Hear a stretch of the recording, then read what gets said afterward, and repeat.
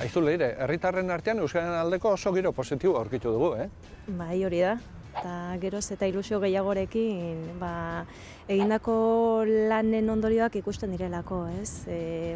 Familia transmisioa ez egotetik orain badagoelako eta horrek ilusio gehiago pizten dizu lan egiten jarraitzeko. Eta zein izan da azken urte hauetako bilakaera Arabako Errioxan? Oso positiboa, euskara ez egotetik egotera eta presentzia handia izatera pasa delako, bai.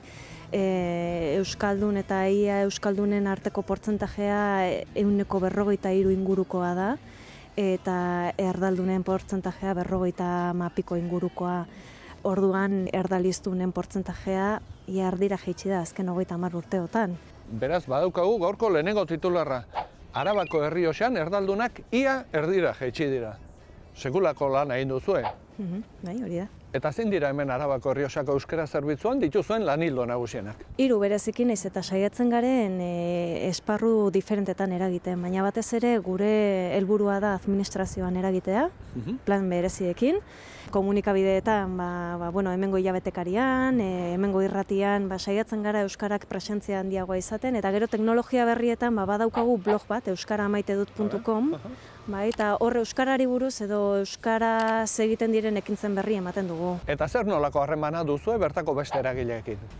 Oso ona, euskararen aholku batzordea sortua dugu, baina batzorde izena esan ordez guk lantalde bati buruz hitz egiten dugu beti, benetan lantalde bat garelako, eta hor gizarte eragile instituzional diferenteak esertzen garelako plano berean, zentzu berean lan egiten euskararen sustapenean. Txikitiak Euskara Elkartea ere bertan dago, ezta? Bai, hori da. Zer nolako funtzioa betetzen du Euskara Elkarte batek La Puebla bezalako herri batean?